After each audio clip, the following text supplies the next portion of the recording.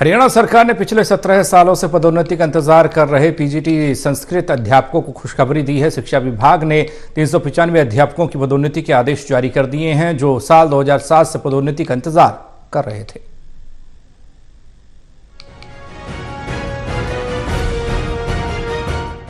हरियाणा में पिछले 17 सालों से पदोन्नति का इंतजार कर रहे पीजीटी संस्कृत अध्यापकों के लिए खुशी की खबर है।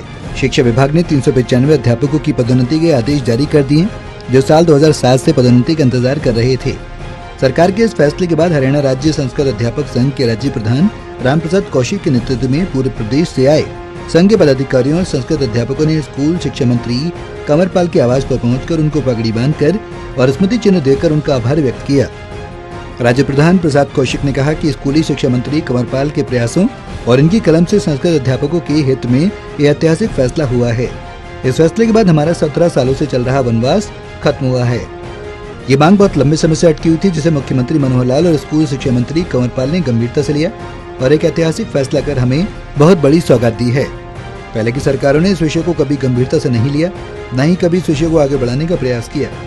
शिक्षा मंत्री ने हमारी पीड़ा को समझा और हमारी समस्या का निराकरण किया। 395 संस्कृत अध्यापकों की पदोन्नति हुई है और उन्हें पोस्टिंग भी मिल गई है।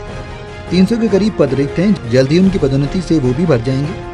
सरकार के इस फैसले से संस्कृत प्रेमियों में उत्साह का संचार होगा और प्रदेश में संस्कृत भाषा को बढ़ावा मिलेगा। हरियाणा राजकीय संस्कृत अध्यापक संघ के सभी पदाधिकारी, सभी जिला प्रधान आज जगाधरी के अंदर माननीय शिक्षा मंत्री जी का आभार व्यक्त करने पहुंचे थे, क्योंकि 17 साल के बाद संस्कृत लेक्चरर की पदोन्नति माननीय शिक्षा मंत्री जी के कलम से हुई है।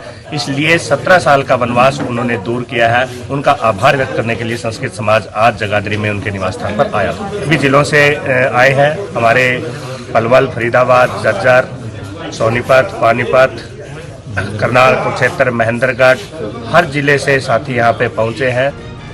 शिक्षा मंत्री कंवरपाल ने कहा कि इनकी लंबे समय से ये मांग थी। पदोन्नति के विषय को लेकर इनका प्रतिनिधिमंडल मुझे मिला था और मैंने इनको आश्वासन दिया था, जिस तरह से सभी भाषाओं के अध्यापकों की पदोन्नति हो रही है, उसी तरह से उनकी पदोन्नति भी की जाएगी। उसके लिए हमने प्रयास किए और उन प्रयासों के बाद इन सब की पदोन्नति हो गई है।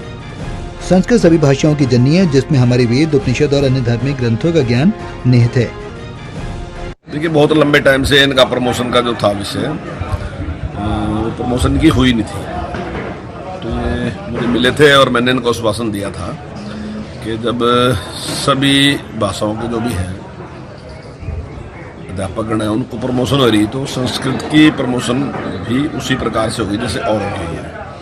तो मैंने इनको विश्वास दिलाया था और वो प्रमोशन हमने प्रयास किया, हमारे सभी अधिकारी लगे उसमें और वो प्रमोशन की हो गई है। तो इसलिए आज ये अपनी खुशी का इजहार करने के लिए, धन्यवाद करने के लिए हमारे बीच में। शिक्षा मंत्री कंवरपाल ने कहा कि राज्य सरकार का सदैव ये प्रयास रहेगा कि ये ज्ञान लोगों तक पहुंचे।